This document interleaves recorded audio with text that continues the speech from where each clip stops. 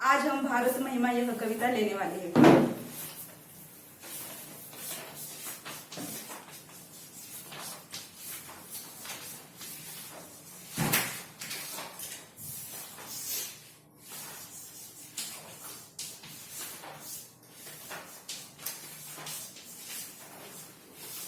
इसके कवि हैं जयशंकर प्रसाद।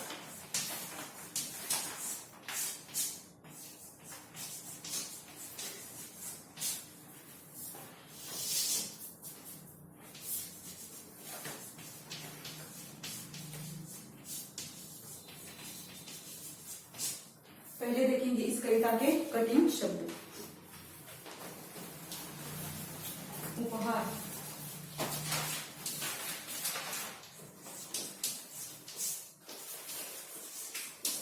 इसका अर्थ रहेगा भेंट या नजराना।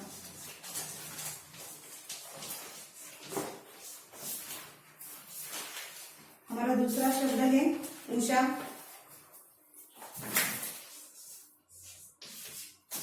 इसका अर्थ रहेगा प्रातः या सुबह।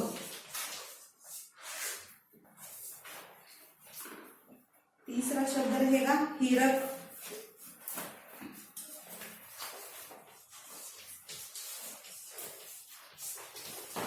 यानी हीरे से युक्त।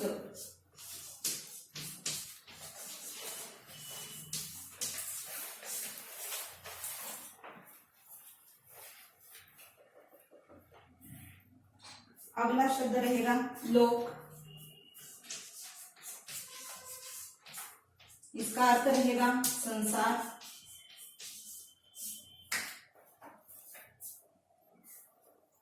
आलोक, अगला शब्द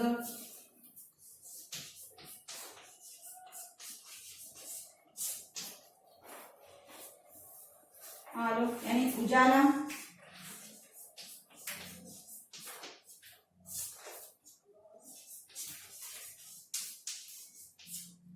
प्रकाश। अगला शब्द है व्योम।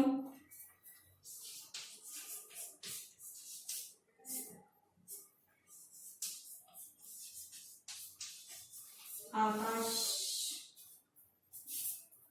या आसमान।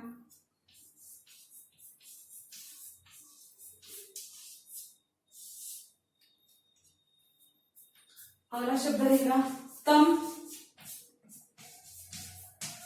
इसका अर्थ रहेगा अंधकार।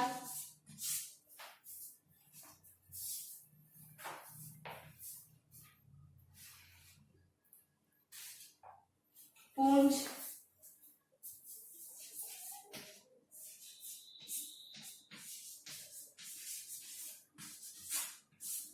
समूह,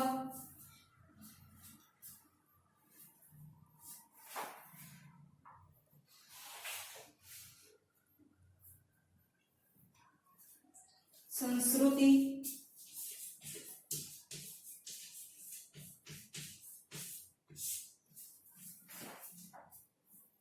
इसका अर्थ रहेगा संसार, जगत।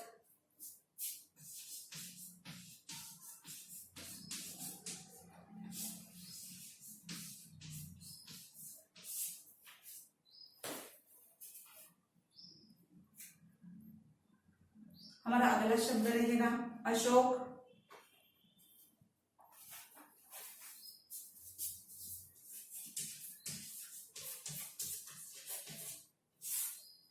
शोक रहित।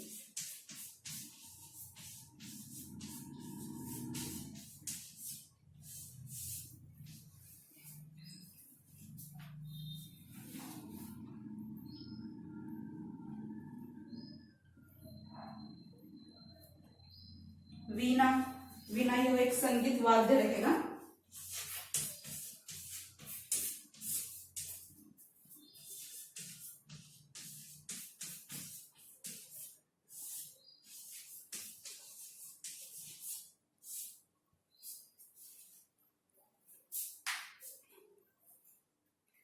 उपहार, भेंट, नजराना, उषा, प्रातः सुबह, हीरक हीरे से युक्त, लोक संसार, आलोक उजाला प्रकाश, व्योम आकाश आसमान।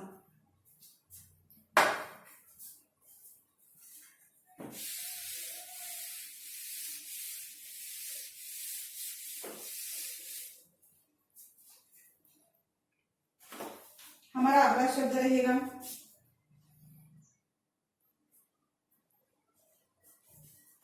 सप्रीत। इसका अर्थ रहेगा प्रेम पूर्वक।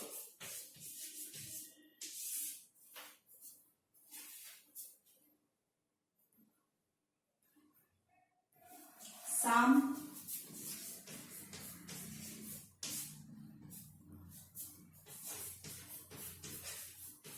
सामवेद, चार वेदों में से एक।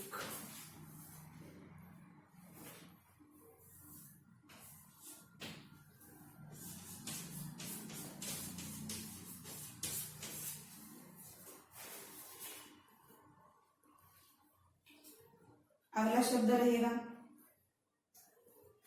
धर्म।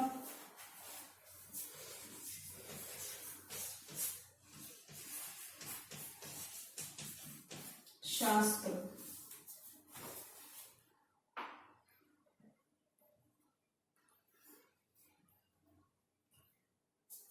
नाम आया है एक गौरी, यह कोई शब्द नहीं, मोहम्मद गौरी है। इसका अर्थ नहीं होगा ये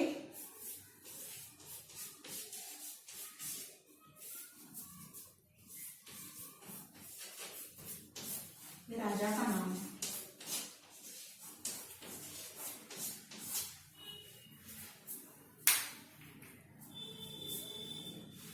तम अंधकार, पुंज समूह, संस्कृति संसार या जगत, अशोक यानी शोक रहित, जिसके पास किसी भी बात का दुख नहीं होता है उसे बोलेंगे अशोक। वीणा यानी संगीत वाद्य है जो सरस्वती के हाथ में होता है।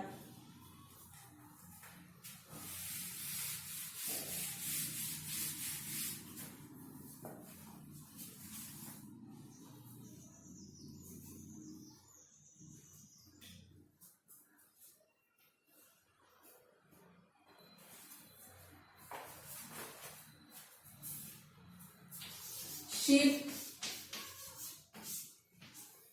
एक पंचशील होगा, इसमें 5 बातें आएगी। अहिंसा,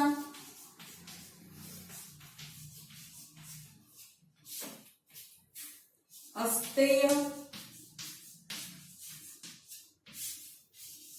अपरिग्रह,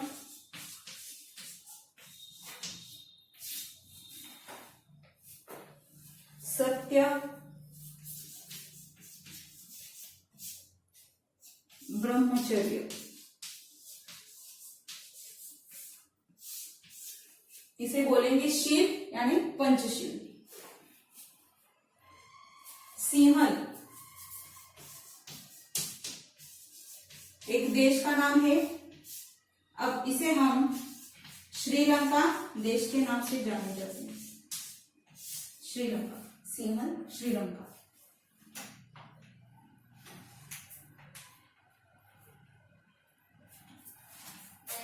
चरित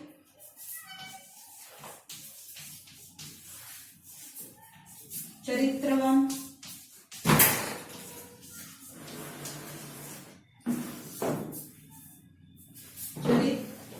चरित्रवान।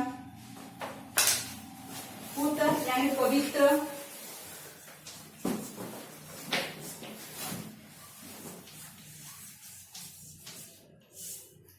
पूत ने पवित्र।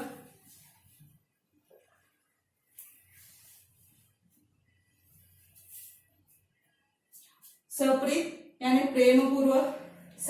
सामवेद है, जहाँ जिस वेद में संगीत के बारे में कहा गया है वहां पर उसे सामवेद बोलेंगे। 4 वेदों में से एक रहेगा ये। धर्म यानी शास्त्र। गौरी यानी महमूद गौरी है जो एक राजा का नाम है।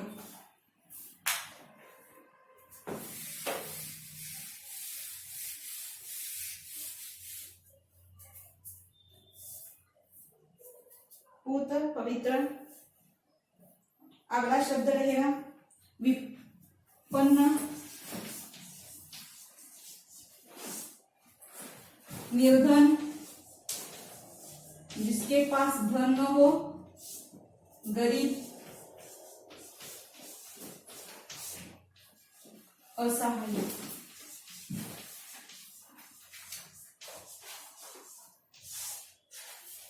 असहाय। और एक आंसर रहेगा इसका भाग्यहीन।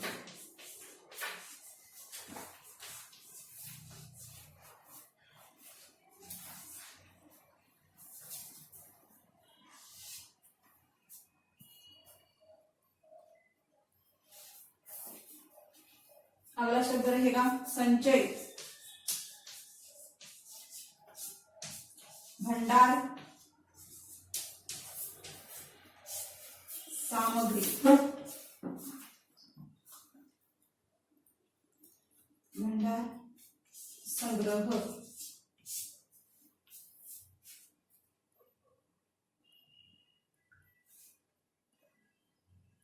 अतिथि,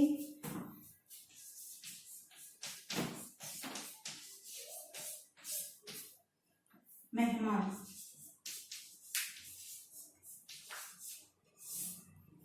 अतिथि, मेहमान।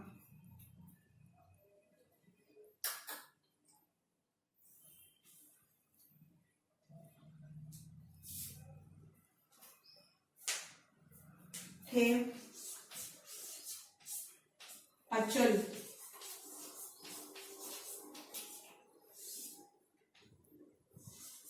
न बदलने वाले,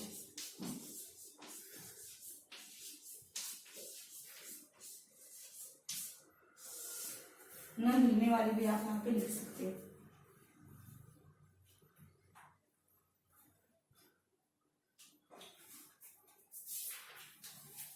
शील, पंचशील, अहिंसा, अस्तेय, परिग्रह, अपरिग्रह, सत्य, ब्रह्मचर्य।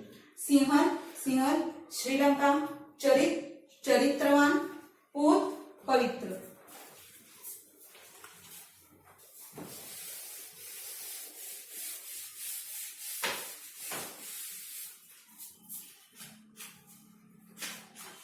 अगला शब्द रहेगा दिव्य, अलौकिक,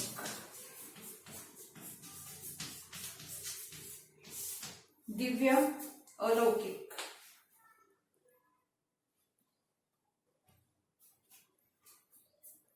अभिमान,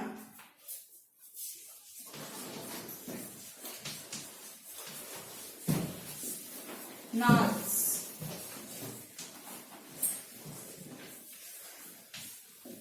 गर्व। मुहावरा इस कविता में एक ही है।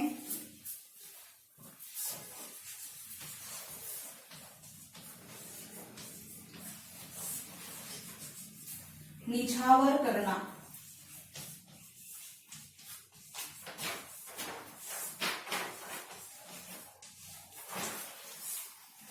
इसका अर्थ रहेगा अर्पण करना। एक अर्थ रहेगा अर्पण करना, दूसरा रहेगा समर्पित करना।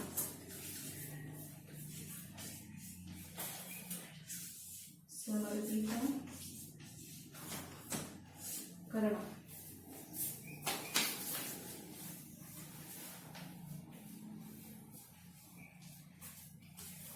इस कविता के कठिन शब्द इतने रहेंगे, एक मुहावरा रहेगा। अब देखेंगे कविता ठीक से, ध्यान से देखेंगे। भारत महिमा, इसके कवि हैं जयशंकर प्रसाद। परिचय, जन्म 1890, वाराणसी उत्तर प्रदेश। मृत्यु 1937, वाराणसी उत्तर प्रदेश। परिचय, जयशंकर प्रसाद जी एक छायावादी युग के 4 स्तंभों में से एक हैं। आप बहुमुखी प्रतिभा के धनी हैं। आप कवि, नाटककार, कथाकार, उपन्यासकार तथा निबंधकार के रूप में आप प्रसिद्ध हैं। आपकी रचनाओं में सर्वत्र भारत के गौरवशाली अतीत, ऐतिहासिक विरासत के दर्शन होते हैं। प्रमुख कृतियां झरना, आंसू, लहर यह काव्य है, कामायनी यह महाकाव्य है, स्कंदगुप्त, चंद्रगुप्त, ध्रुव स्वामिनी यह ऐतिहासिक नाटक आपने लिखा है, प्रतिध्वनि, आकाशदीप, इंद्रजाल कहानी संग्रह है, कंकाल, तितली, इरावती उपन्यास है। यानी यह काव्य भी लिखते थे, कथा भी लिखते थे, उपन्यास भी लिखते थे, इसलिए उन्हें बहुमुखी प्रतिभा कहा गया है। पद्य संबंधी अब देखेंगे भारत महिमा इस कविता में कवि जयशंकर प्रसाद जी हमें क्या बताना चाहते हैं। प्रस्तुत कविता में कवि ने अपने देश के गौरवशाली अतीत का सजीव वर्णन किया है। यानी हमारे देश में, हमारे देश की जो भूतपूर्व बातें थी उनके बारे में, अतीत यानी भूत, कि भूतकाल में हमारा भारत कैसा था, तो इसके बारे में कवि ने गौरवगार निकाले हैं। यानी गौरवशाली परंपरा हमारी है, हमारे देश की, यह हमें समझाना चाहते हैं। कवि का कहना है कि हमें अपने देश पर गर्व करते हुए उसके प्रति अपना सर्वस्व निछावर करने के लिए हमेशा तत्पर रहना चाहिए। तो हमें कवि एक संदेश देते हैं कि हमारा देश है, हमारे देश के प्रति हमें क्या करना है, गर्व महसूस करना है, और साथ ही साथ अगर देश के लिए हमें कुछ करना पड़े तो हमें क्या करना है, हमें हमारे वहां पे प्राण देना है। यानी देश के प्रति अगर कुछ भी करने के लिए हमें हमेशा तैयार रहना चाहिए, ऐसे कवि हमें समझाते हैं। अब देखेंगे कविता। हिमालय के आंगन में उसे किरणों का दे उपहार, उषा ने हंस अभिनंदन किया और पहनाया हीरा कहार। जगे हम लगे जगाने विश्व, लोक में फैला फिर आलोक, व्योम तोम पुंज हुआ तब नष्ट, अखिल संस्कृति हो उठी अशोक। विमल वाणी ने वीणा ली, कमल कोमल कर में सप्रीत, कर यानी हाथ रहेगा। सप्त स्वर सप्त सिंधु में उठे, छिड़ा तब मधुर साम संगीत। विजय केवल लोहे की नहीं, धर्म की रही धरा पर धूम। भिक्षु होकर रहते सम्राट, दया दिखलाते घर घर घूम। गौरी को दिया दया का दान, चीन को मिली धर्म की दृष्टि। मिला था स्वर्ण भूमि को रत्न, शील की सिंहल को भी सृष्टि। किसी का हमने छीना नहीं, प्रकृति का रहा पालना यही। हमारी जन्मभूमि थी यही, कहीं से हम आए थे नहीं। चरित थे पुत्र, भुजा में शक्ति, नम्रता रही सदा संपन्न। हृदय के गौरव में था गर्व, किसी को देख न सके विपन्न। हमारे संचय में था दान, हमारे संचय में था दान, अतिथि से सदा हमारे थे। वचन में सत्य, हृदय में तेज, प्रतिज्ञा में रहती थी ठेव। वही है रक्त, वही है देश, वही है साहस वैसा ज्ञान। वही है रक्त, वही है देश, वही साहस है वैसा ज्ञान। वही है शांति, वही है शक्ति, वही हम दिव्य आर्य संतान। जिए तो सदा इसी के लिए, यही अभिमान रहे यह हर्ष। जिए तो सदा इसी के लिए, यही अभिमान रहे यह हर्ष। निछावर कर दे हम सर्वस्व, हमारा प्यारा भारतवर्ष। निछावर कर दे हम सर्वस्व, हमारा प्यारा भारतवर्ष। अब एक एक पंक्तियों को हम अच्छी तरह से समझ लेंगे। हिमालय के आंगन में उसे, तो यहाँ पे हमें कवि कहना चाहता है, क्या कहना चाहता है, यह जो हमारा भारत देश है, भारत देश को हिमालय के समान आंगन प्राप्त हुआ है। हिमालय के समान आंगन प्राप्त हुआ है, किरणों का दे उपहार। और क्या होता है, तो सुबह सुबह जब सूर्य की किरणें आती है, वह किरणें हमारे भारत देश को एक उपहार के तौर पर मिली है। और इससे क्या होता है, देखो, उषा ने हंस अभिनंदन किया।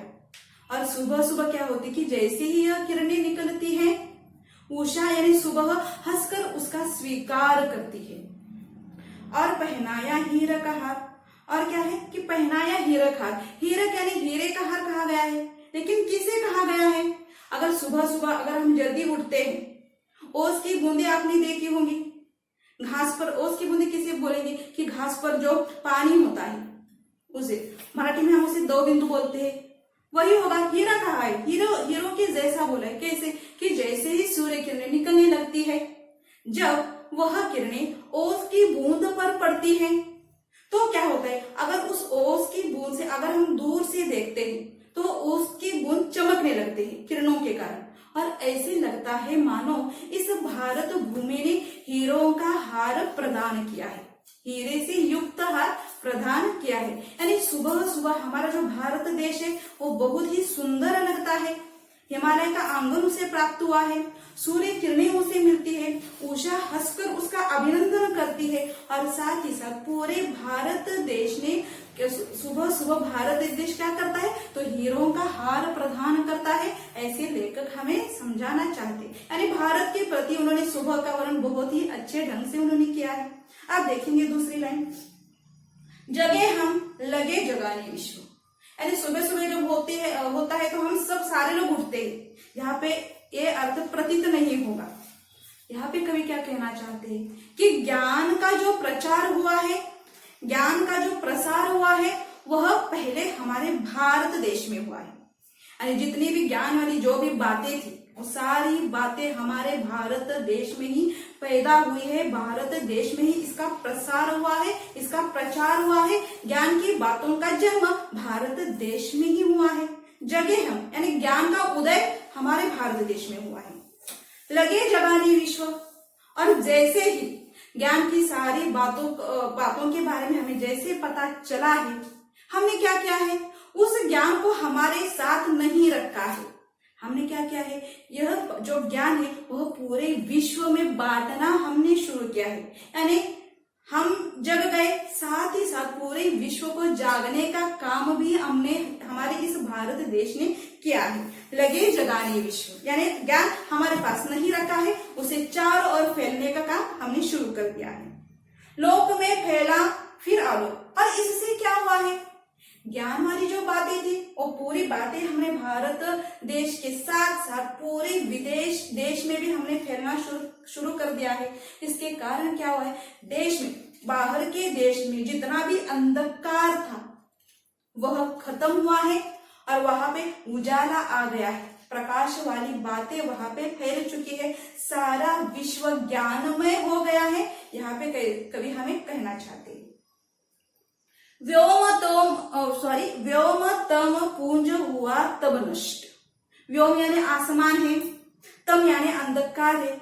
इससे क्या हुआ है? ज्ञान की बातें जैसे ही सबके पास आ गई है, अंधकार खत्म हुआ है। दुनिया में, संसार में जो भी अंधकार वाली बातें थी, जो भी अज्ञान वाली बातें थी, वह सब नष्ट हो चुकी है। चारों ओर प्रकाश छा गया है। अखिल संस्कृति हो उठी अशोक, और इससे और एक अच्छा परिणाम हो गया है कि संसार में जितना भी दुख था, संसार में जितना भी शोक था, वो सारा शोक भारत के कारण नष्ट हो चुका है। भारत ने ज्ञान वाली बातें सबको बता दी गई है, इसलिए पूरे देश में जो अंधकार था, जो अज्ञान वाली बातें थी, वो सारी नष्ट हो चुकी है, और पूरे देश में, पूरे विश्व में एक उजाला आ गया है। और इनका कारण कौन बन गया है? तो हमारा यह भारत देश बन गया है। ऐसे यहाँ पे कवि हमें कहना चाहते हैं। यानी क्या है? तो यहाँ पे कवि हमें समझाना चाहते हैं कि ज्ञान का उदय कहाँ पे हुआ है? भारत देश में ही हुआ है। अगर आपने कहाँ पे पढ़ा होगा तो आपको पता होगा कि शून्य का जन्म किस राष्ट्र में हुआ कहते सब लोग? भारत देश में ही शून्य का निर्मित हो गई है, ऐसे लोग बोलते हैं। विमल वाणी ने वीणाली, तो यहाँ पे एक सरस्वती देवी है, जो आपको पता है सरस्वती देवी के हाथ में वीणा होती है, जो संगीत वाद्य है। तो अब क्या हुआ है कि यह जो सरस्वती देवी है, यह भी हमारे भारत की ही देवी है। तो सरस्वती देवी ने क्या किया है? तो हमारे हाथ में उसने वीणा ली है। कमल कोमल कर में सप्रीत, तो वह क्या करती है कि उसके जो मधुर हाथ है, कोमल हाथ है, उस हाथों में सरस्वती देवी ने वीणा ली है, और उसे प्रेम पूर्वक वह बजा रही है, झंकार रही है। और जैसे ही सरस्वती देवी ने गीत झंकारना शुरू कर दिया है, देखो क्या हुआ उसका परिणाम। सप्त स्वर सप्त सिंधु में उठे और उससे ही सप्त स्वर का निर्माण हुआ है। सप्त स्वर आपको पता होगा, सा रे ग म प ध नि सा। और यहाँ पे एक और बात हमें समझ में आती है, ये जो सप्त स्वर है, सप्त स्वर का निर्माण भी हमारे भारत देश में ही हुआ है। ज्ञान का उदय हमारे भारत देश में हुआ है। उसके बाद सप्त स्वर का निर्माण भी हमारे भारत देश में हुआ है। और इससे क्या हुआ है, देखो, छीड़ा तप मधुर साम संगीत, और इससे ही सामवेद की निर्मिति हो गई है। 4 वेद है, यजुर्वेद, अथर्ववेद, ऋग्वेद और सामवेद। तो यहाँ पे जो है कि सरस्वती देवी के कारण ही, सरस्वती देवी ने अपनी वीणा झंकारने के कारण ही सप्त स्वर का निर्माण हो गया है। और साथ ही साथ सप्त स्वर के निर्माण होने के कारण हमारे भारत देश में ही सामवेद का निर्माण हुआ है। यानी वेदों की निर्मिति भी किस देश में हुई है, हमारे भारत देश में। इतनी गौरवशाली परंपरा हमारे भारत देश में विकसित हुई है, हमारे भारत देश को मिली है। विजय केवल लोहे की नहीं, जहां जितने भी आक्रमण हुए हमारे भारत देश में, जितने भी आक्रमण, जितने भी युद्ध हुए हमारे भारत देश में, कवि क्या कहना चाहता है कि लोहा, लोहा यानी शस्त्र है, अस्त्र है। तो कभी भी हमने उस अस्त्र और शस्त्र का ज्यादा इस्तेमाल नहीं किया है। तो बिना शस्त्र और बिना अस्त्र के हमने क्या किया है, तो विजय प्राप्त कर ली है। किस तरह से देखेंगे अभी।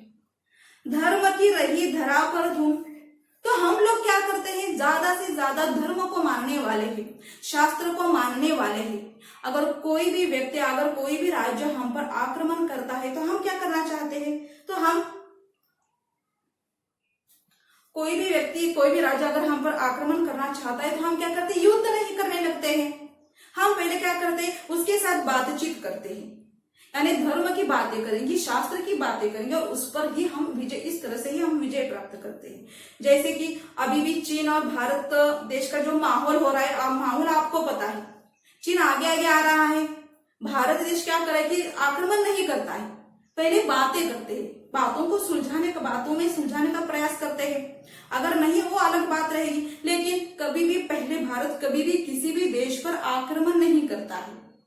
सुलझाने वाली बात बोलेंगे, यानी धर्म की बातें करेंगे, शास्त्र की बातें करेंगे और इस तरह से ही विजय प्राप्त कर लेना चाहिए।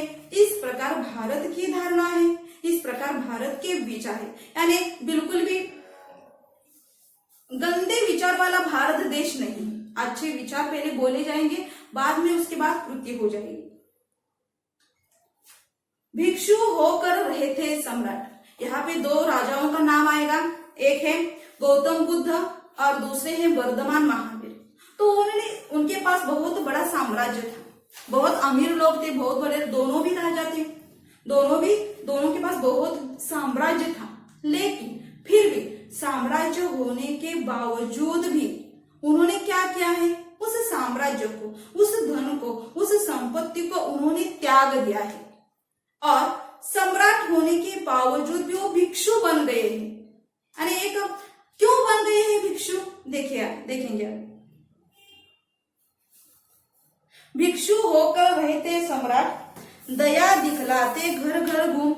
तो क्यों बन गए हैं, तो उसका कारण यह है कि उन्हें धर्म की बातें लोगों को बतानी है। दया का भाव अपने मन में लेके लोगों के सामने उन्हें प्रकट होना है। यानी अच्छी बातें, ज्ञान वाली बातें, सुखपूर्वक सारी बातें, प्रेम वाली बातें वो लोगों को समझाना चाहते हैं। इसलिए उन्होंने क्या किया है, सम्राट होते हुए भी उन सारी बातों को त्याग दिया है और एक भिक्षु बनकर लोगों के सामने वह आने लगे हैं। धर्म की बातें करने के लिए लोगों के सामने प्रस्तुत वो हो रहे हैं। गौरी को दिया दया का दान, यहाँ पे गौरी है, गौरी यानी मोहम्मद गौरी रहेगा, जो मुस्लिम राजा था, जो बार बार भारतीयों पे आक्रमण करता था। आक्रमण करने के साथ साथ जो हिंदू मंदिर थे उन्हें बहुत, वो हिंदू मंदिरों को तोड़ देता था और बार बार करता था, बार बार आता था, आक्रमण करता था। जितने भी श्रद्धा स्थान थे, जितने भी हिंदुओं के मंदिर थे, उन्हें क्या करता था, वो नष्ट कर देता था। लेकिन फिर भी गौरी इतना भयानक कार्य करने के बावजूद भी लोगों ने क्या किया है, हमारे भारतीय राजाओं ने क्या किया है, उन्हें बार बार माफ कर दिया है। यानी गौरी के साथ उन्होंने युद्ध नहीं किया है, यानी एक क्षमाशील वृत्ति भारतीयों के पास है। तो उन्हें उसी वृत्ति को आजमाते हुए उस गौरी को भी बार बार उन्होंने क्या किया है, माफ कर दिया है। चीन को मिली धर्म की दृष्टि, तो यहाँ पे एक चीन है, तो हमने क्या किया है, चीन को भी धर्म वाली बातें चीन तक हमने पहुंचाई है। कैसे पहुंचाई है, तो सम्राट अशोक थे, सम्राट अशोक के पुत्र थे महेंद्र और उनकी पुत्री थी संघमित्रा।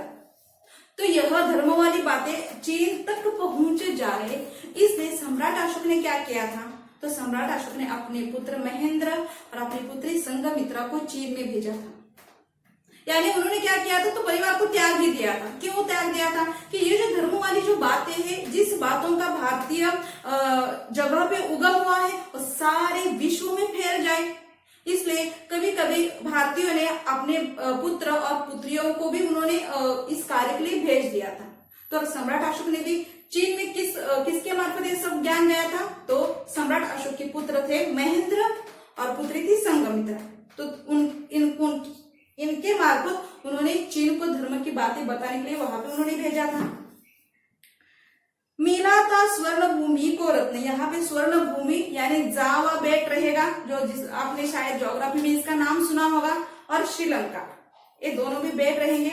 तो वहां पे क्या है, तो वहां पे भी हमारे भारत देश के लोगों ने जावा में भी और श्रीलंका में भी ज्ञान वाली बातें पहुंचाने का पूरा प्रयास किया है। मिला था स्वर्ण भूमि को रितन, शील की सिंहन को भी सृष्टि, और वहां पे सिंहन यानी श्रीलंका रहेगा। श्रीलंका में क्या हुआ है, तो श्रीलंका सिंहन, जो श्रीलंका का पूर्व नाम रहेगा, अब उस सिंहन को ही हम श्रीलंका बोलते हैं। तो श्रीलंका में भी हमारे भारतीय लोगों ने शील वाली बातें कही थी। शील वाली बातें कौन सी रहेगी, तो वह जो मैंने पंचशील बोला है वही बातें रहेगी। अहिंसा यानी हिंसा वाली बातें न करना, अस्तेय हमेशा सत्य बोलना, अपरिग्रह यानी भौतिक वस्तुओं का ज्यादा संग्रह नहीं करना है, यानी जितनी भी बातें आपके पास है उसी में आप खुश रहना, इस तरह से रहेगा। सत्य, ब्रह्मचर्य, ब्रह्मचर्य आपको पता होगा। तो ये जो पंचशील है उसके बारे में भी ज्ञान वाली बातें रहेगी, धर्म वाली बातें रहेगी, शास्त्र वाली बातें रहेगी। साथ ही साथ ये जो पंचशील है उसके बारे में भी सारी बातें उन्होंने अन्य श्रीलंका वाले देश को, किसी का हमने छीना नहीं, यानी हमारा जो स्वभाव है वो छीनने वाला नहीं है। हम क्या करते हैं, देखो अब जैसे कि भारत चीन है, भारत पाकिस्तान है, पाकिस्तान रहेगा या चीन रहेगा, वो क्या कर रहे हैं, बार बार हमारे भारत देश पर आक्रमण कर रहे हैं। क्यों कर रहे हैं, क्योंकि हमारा प्रदेश वो छीनना चाहते हैं। लेकिन कभी आपने समाचार में ऐसे देखा है कि स्वयं खुद भारत देश ने उन पर आक्रमण किया है, उनकी जमीन हड़पने की कोशिश की है, नहीं की है। तो हमारी वृत्ति ही ऐसी है, हमारा स्वभाव ही ऐसा है कि किसी का हम कुछ छीनते नहीं, छीनना हमारा धर्म नहीं है। प्रकृति का राह पालना यही, और यही हमारा स्वभाव है। और साथ ही साथ ऐसा स्वभाव हमारा क्यों बन गया है, तो हमारे भारत देश में प्रकृति प्रवृत्ति निसर्ग संसाधन बहुत ज्यादा है। जैसे कि यहाँ पे नदियां हैं, यहाँ पे झील है, यहाँ पे फल है, फूल है, पेड़ है, यहाँ पे पर्वत है, इतनी सारी बातें इस भारत देश ने हमें प्रदान किया है कि ये छीनने वाली बात, किसी को मारने वाली बात हमारे दिमाग में आती ही नहीं। क्योंकि जितना हमें दिया है इस देश ने, हम इस देश के बारे में बहुत खुश है, यानी खुशी से हम यहाँ पे रहना पसंद करते हैं। इस बारे में हमारे प्रकृति ने भी हमें साथ दिया है। हमारी जन्मभूमि थी यही, कहीं से हम आए थे नहीं। तो हमारी यह जो भारत जन्मभूमि है, ये हमारी जन्मभूमि है, हमारा यहाँ पे जन्म हुआ है। जैसे कि यहाँ पे एक उदाहरण देना पसंद करूंगी, आपको गोवा राज्य पता है, जो भारत का ही है, लेकिन बहुत से गोवा में रहने वाले बहुत से लोग पोर्तुगाल से आए हैं और बाद में यहाँ पे आकर वो बस गए हैं। इसी तरह से जिस तरह से वहां पे आकर बस गए, लेकिन बाकी के जो जितने भी देश, बाकी के जितने भी भारत के जो राज्य है वहां पे ऐसी स्थिति नहीं है। तो हम यहाँ के ही है, हमारा जन्म यहाँ हुआ है, पूर्वजों से हमारे पूर्वज इसी देश में रहते हैं और इसी देश में रहने के कारण हम पूर्वजों की परंपरा साथ में लेके आ रहे हैं और यहीं पे हमारा जन्म है। तो हम कहीं किसी देश से आए हुए नहीं है, इसलिए जन्मभूमि हमारी यही है, कर्मभूमि हमारी यही है और हम इस देश के ही संतान हैं, ऐसे कवि कहना चाहता है। चरित्रपुत, अब यहाँ से नीचे की दो जो लाइनें होंगी वो कवि हमारे पूर्वजों के बारे में कहना चाहते हैं कि हमारे पूर्वज कैसे थे। चरित्रपुत यानी इस भारत देश में जितने भी लोग पैदा हुए वो सारे के सारे चरित्रवान थे, पवित्र थे। भुजा में शक्ति, उनके हाथों में ताकत थी, उनके पास साहस था, उनके पास वीरता थी, नम्रता रही सदा संपन्न और साथ ही साथ वीरता है। भारत के लोग वीर है, भारत के लोगों के पास साहस है, भारत के लोगों के भुजा में यानी हाथों में बहुत ज्यादा शक्ति है, युद्ध करना भी चाहेंगे तो युद्ध कर लेंगे, फिर भी भारत युद्ध नहीं करना पसंद करता है। नम्रता उसके पास है। ये सारे गुण होने के बावजूद भी भारत हर कोई बात को, जो भी बात हो, और नम्रता से हासिल करना चाहता है।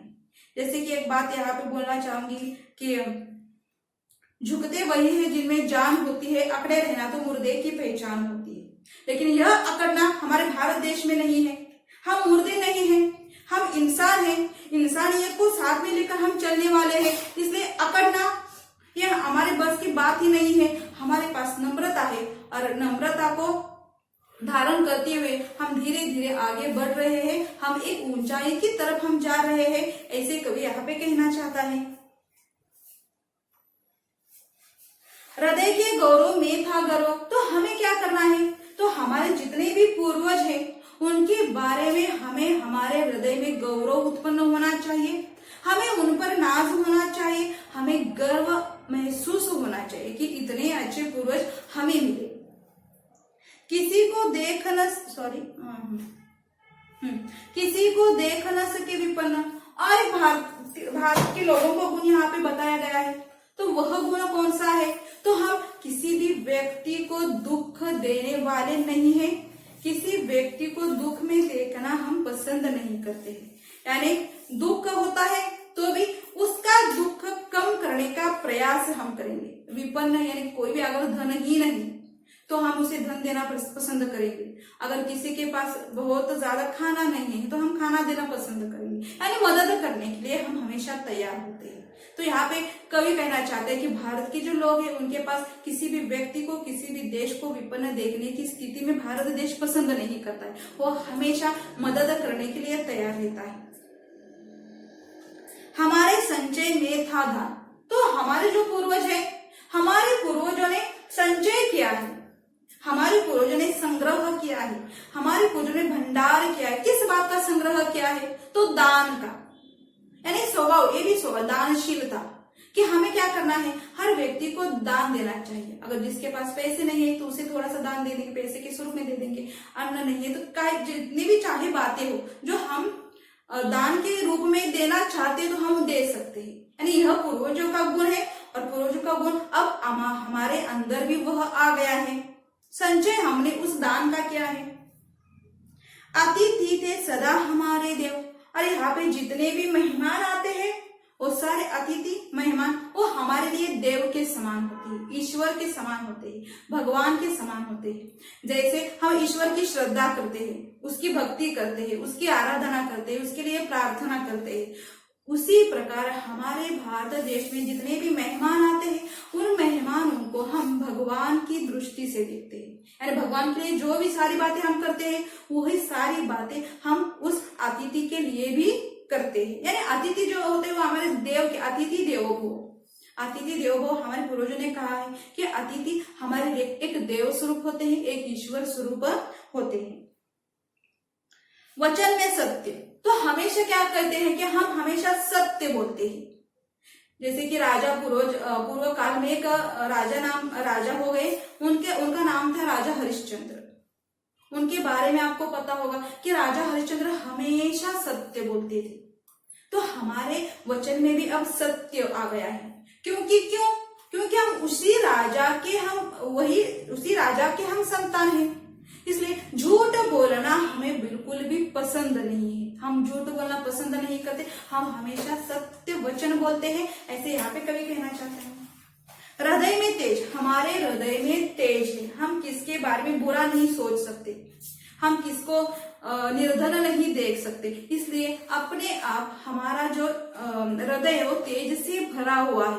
हमेशा अच्छी बातें हमारे हृदय में होती हैं। प्रतिज्ञा में रहती थी ठेव, यहाँ पे क्या है कि प्रतिज्ञा में रहती थी ठेव, यानी जो भी हम किसी से अगर कुछ बातें करते हैं, यानी किसी को अगर हम वचन देते हैं तो हम उस वचन को पालने वाले हैं, उस वचन से बिल्कुल भी न हिलने वाले हैं, उस वचन को न बदलने वाले हैं। यानी जो भी हमारी प्रतिज्ञा रहती है, अगर चलो कि युद्ध का समय है, अगर आपने पानीपत, अगर यह जो पिक्चर आपने देखा होगा तो आपके समझ में आया होगा कि जब पानीपत का युद्ध छिड़ा जा रहा था, युद्ध हो रहा था, तब सदाशिवराव ने एक राजा को मदद मांगी थी। सदाशिवराव ने एक राजा को मदद मांगी थी। पहले राजा ने हाँ बोल दिया था कि जब तुम उस इलाके में आ जाओगे तो मैं मेरी फौज लेके आऊंगा, इस तरह से उसने वचन लिया था। लेकिन जैसे ही सदाशिव लड़ते लड़ते जब उस राजा के पास जाता है मदद मांगने के लिए, पहले बोला था हाँ, लेकिन बाद में उस राजा ने उसे ना कर दिया था।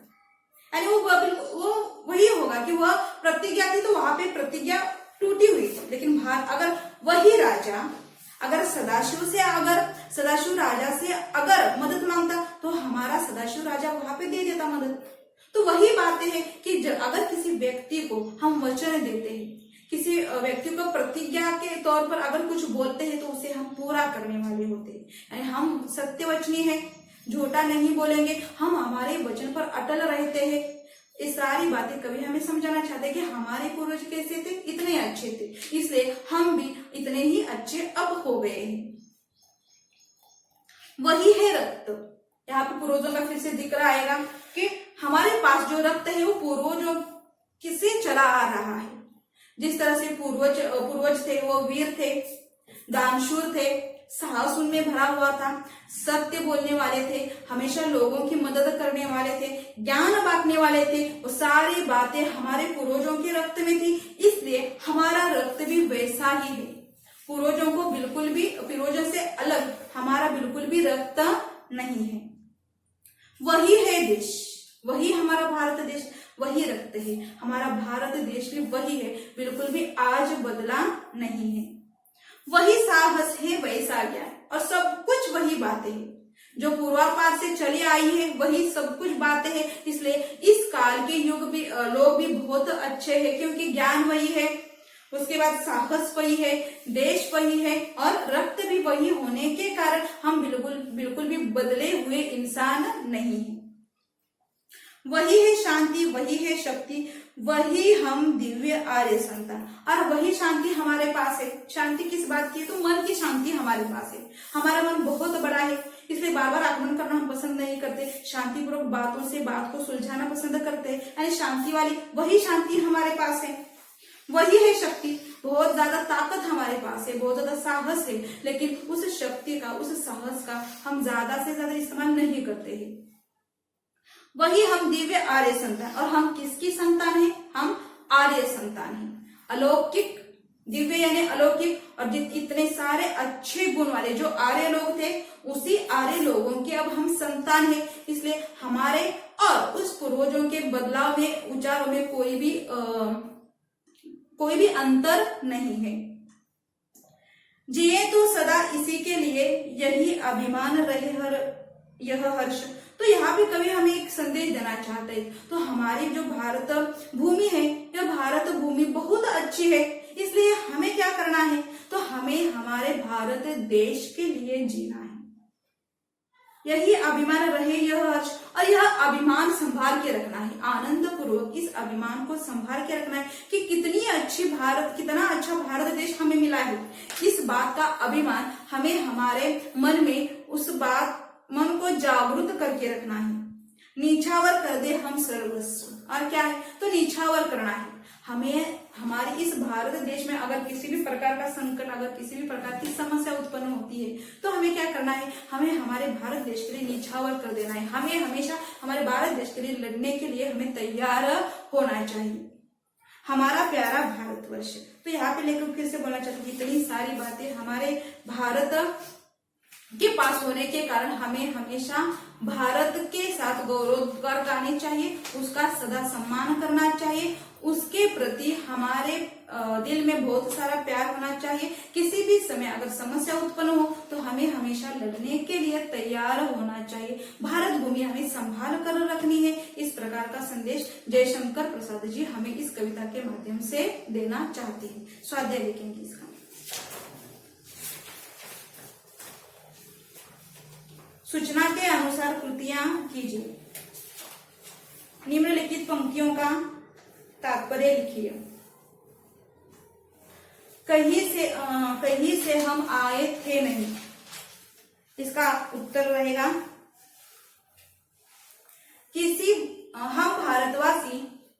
हम भारतवासी किसी अन्य देश, हम भारतवासी किसी अन्य देश से आकर, हम भारतवासी किसी अन्य देश से आकर यहाँ नहीं बसे, यहाँ नहीं बसे, हम मूल निवासी हैं, हम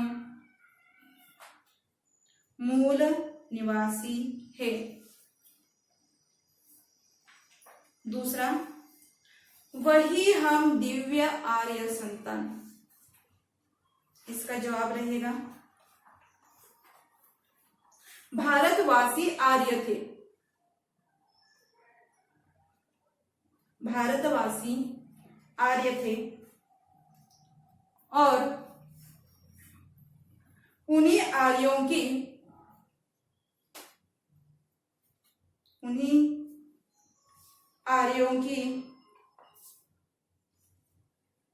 हम दिव्य संतान है।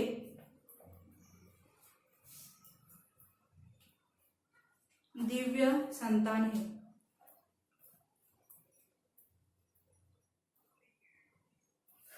दूसरा, उचित जोड़ियां मिलाइए। पहला अस्तंभ लिखेंगे। अस्तंभ पहला रहेगा संचय, दूसरा सत्य, तीसरा अतिथि, चौथा रत्न।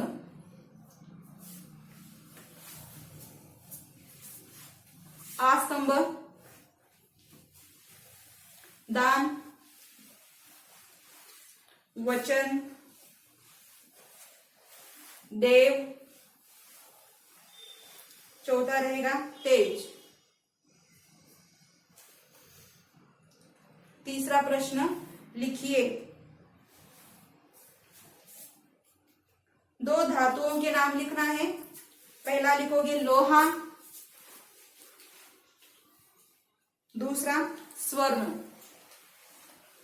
पहला लोहा, दूसरा स्वर्ण।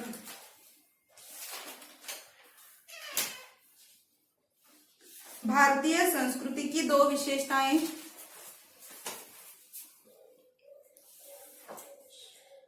पहला रहेगा दानशीलता, दूसरा रहेगा अतिथि सत्कार। अतिथि सत्कार।